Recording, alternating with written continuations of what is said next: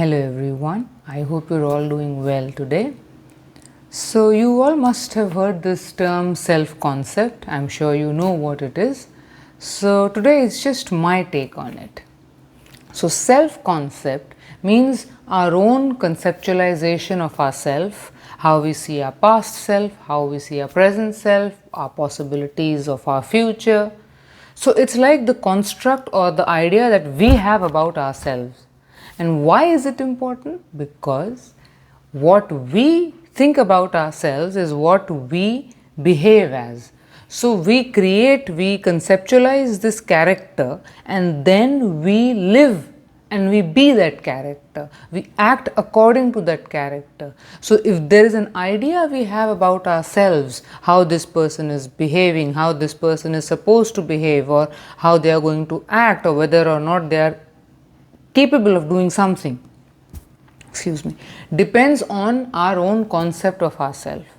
And apart from very important things like age, gender, financial situation, health situation, interpersonal relationships, and other factors, one of the most important things that impacts self-concept is feedback from other people, how other people see us, which is especially true in the nascent stages of development for children, for toddlers as they grow up, teenagers even.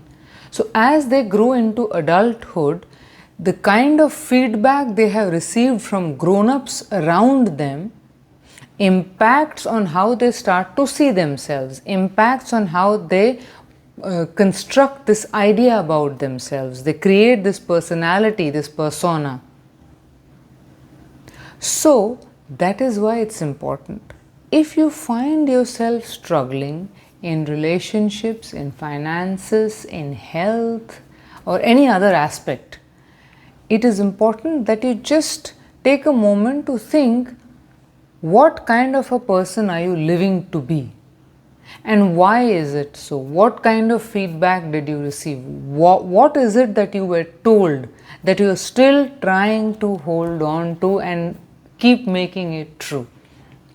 So to give you a very small example, if someone who, let's say, is a writer or wants to be a writer, writes, and they start getting a lot of positive feedback, what lovely, and it could be very simple, oh, what lovely choice of words, or what lovely maybe screenplay, or let's say it is so interesting and this is so funny, you should write more, did you write and how was it, I'm looking forward to it.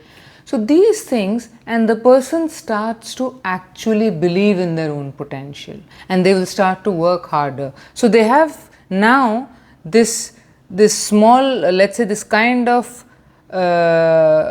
feedback that goes into the blueprint saying that yes, you write well, so I'll store it away as one of my skill sets, I can write well.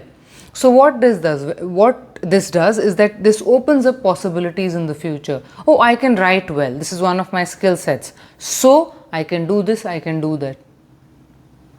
So on the same hand, if somebody is surrounded by people, unfortunately, often we are, people who don't want us to do well, people who could have a malicious streak in them, people who are sometimes often malevolent.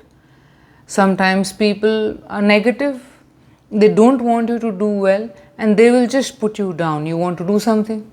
Why? But why? But why? I don't think it's going to work out. No point. Then you just start giving up. And if it keeps happening over a long period of time, you start to develop this idea about yourself that, no, I can't really come up with anything. I don't really have talents. I'm not good at anything. I can't seem to. And some of these beliefs or ideas that we could have about ourselves are like, I'm not good with money, or I just can't seem to stop myself from eating, or I'm lazy, or I'm ugly, or I'm not disciplined, or I'm angry. So these are all not just beliefs, excuse me, but these are also this is all feedback that we have received from other people around us. Now, when we are small, we don't have a choice because we depend on the grown-ups around us to keep us safe, to kind of give us an idea who we are. But as we grow up, it is imperative, it is injustice if we don't do this, to examine what ideas we are holding close to ourselves that no longer serve us. If our life is not where we want to be, if there are areas in life that we are facing immense pain in, then it is very important that we only try and examine what kind of a person I am being in this situation. What concept do I have of myself that I am behaving like this in this situation? That sometimes can be very difficult because again it means taking accountability of your own life.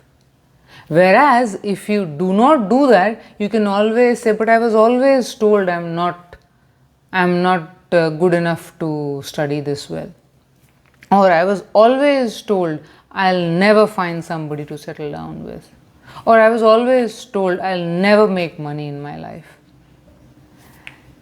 It's more difficult, it's very difficult in fact to examine, but why can't I make more money? But why can't I settle down? But why can't I lose weight? Why can't I study further? Oh, because often there are opportunities in front of us, many times there are solutions, many times there are people who could be potential solutions. But because we have a certain limited vision, limited concept of ourselves, we generally turn away from everything that doesn't align itself with that vision, with that concept. So I hope it made you think, and thank you very much for taking time to watch this video, and I'll see you soon.